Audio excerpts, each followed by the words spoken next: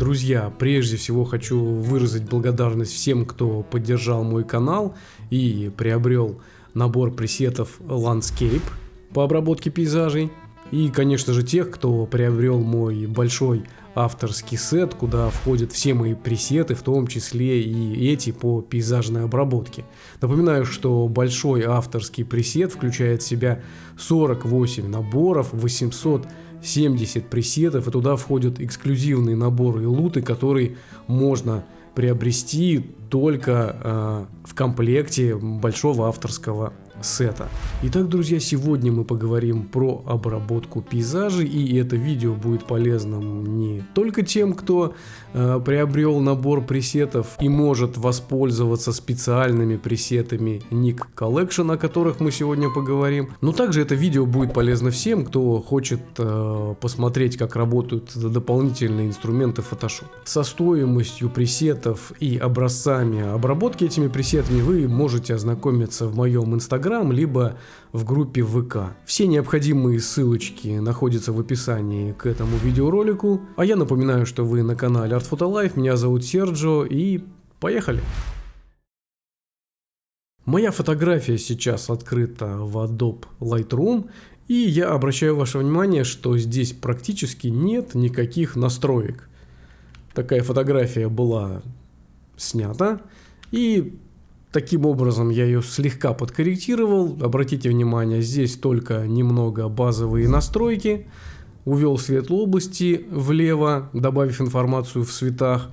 Поднял тени, добавив информацию в тенях. И немного подкорректировал синий цвет. Все.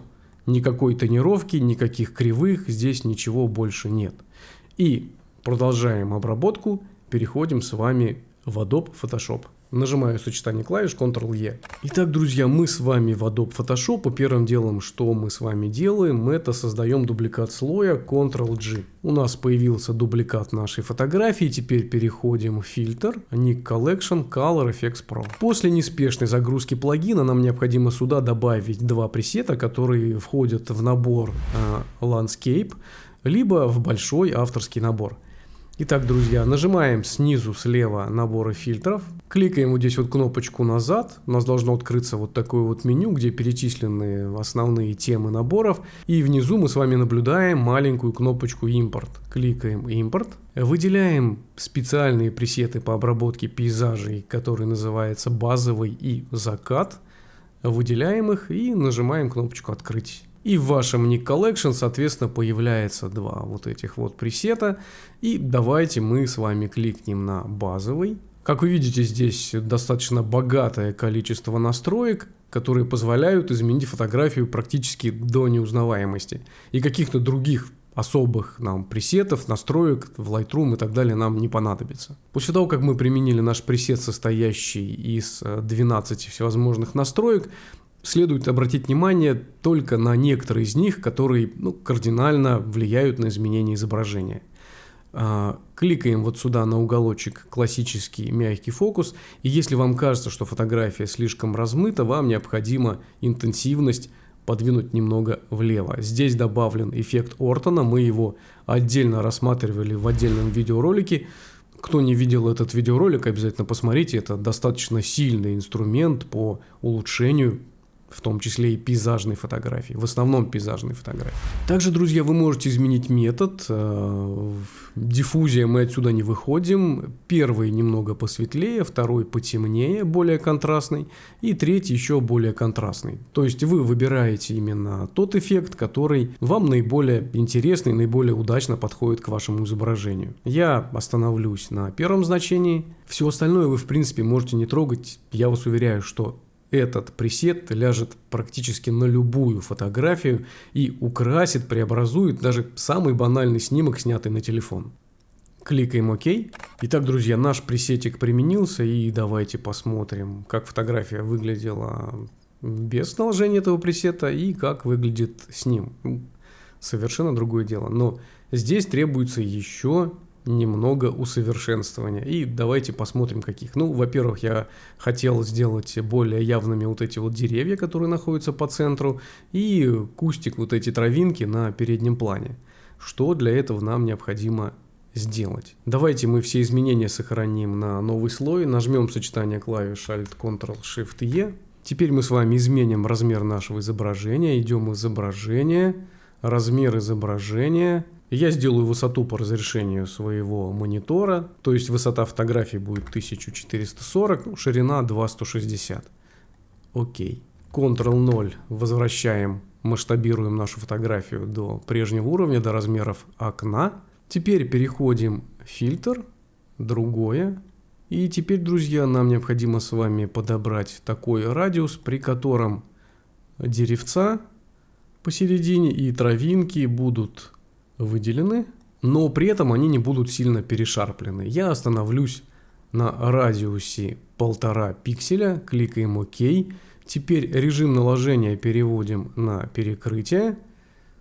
И давайте посмотрим, я сделаю покрупнее, чтобы вам было видно. Я переведу вот сюда травинки на передний план. Без фильтра цветовой контраст, с фильтром цветовой контраст. Ctrl-0. Но я не хочу, чтобы моя вся фотография была вот таким вот образом перешарплена. Поэтому я сюда добавляю маску в это изображение. Теперь я смотрю, чтобы у меня вот слева был активный черный слой. Вот здесь квадратик черный, нажимаю Alt-Delete.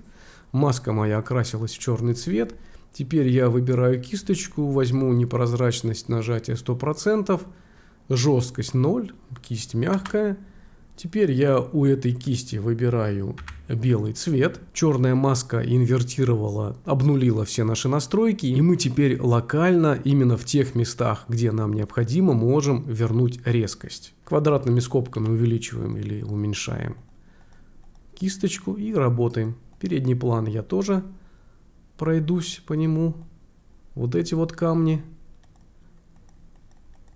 Задние камни я уже не буду трогать.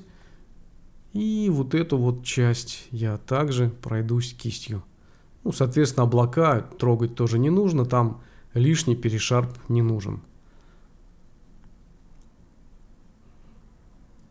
Вот таким вот образом. Это и не сильно повлияло на наше изображение, но в то же время расставило акценты как раз именно на тех местах, где я и хотел их расставить. То есть на кустики на переднем плане, на деревьев. И теперь давайте, друзья, еще сделаем один штрих, добавим в нашу фотографию немного такой легкой коричневой отдушинки, чтобы наша фотография выглядела как классическая картина, живопись. Итак, идем в корректирующие слои, выбираем цвет. Здесь мы в оранжевых оттенках выбираем вот такой вот темно-коричневый цвет, кликаем ОК. Меняем режим наложения на мягкий свет. Убираем непрозрачность полностью в 0. И теперь, двигая слегка вправо, подбираем то значение интенсивности этого слоя, которое нам больше понравится. Ну, я много не буду делать. 25, мне кажется, достаточно. Но при этом моя фотография стала немного поконтрастнее, немного потемнее. Поэтому я захожу вот сюда в уровни. И слегка осветлю фотографию, подвину правый ползунок чуть-чуть влевее, прямо к краешку гистограммы. И центральный также подвину чуть-чуть слегка левее. Ну, теперь давайте посмотрим. Было, стало. Было, стало. И можно слегка еще точку черного подвинуть немножко вправо, сделать фотографию более воздушную. Вот таким вот образом. Теперь, друзья, нажмем сочетание клавиш Alt-Ctrl-Shift-E. Все, наша фотография готова. Нажимаем Alt-Ctrl-Shift-S. Качество наилучшее, встроенный профиль. Преобразовать в sRGB. Сохранить. Сохраняю фотографию и давайте посмотрим, какая наша фотография была до обработки в Lightroom. Какие изменения я привнес в это изображение, добавив легких немного настроек в Lightroom. И какое преобразование у нас произошло после того, как мы наложили специальный пресет Nik Collection и немного доработали Photoshop. На этом, друзья, все. Если видео было полезным, не забудьте поддержать канал лайком и комментарием. Желаю всем творческих высот. Еще раз всем спасибо, кто поддержал канал и приобрел мои авторские пресеты. Ознакомиться с примерами обработки и стоимостью вы сможете в Instagram либо в группе ВК. Всех благ вам, друзья, пока и до новых встреч.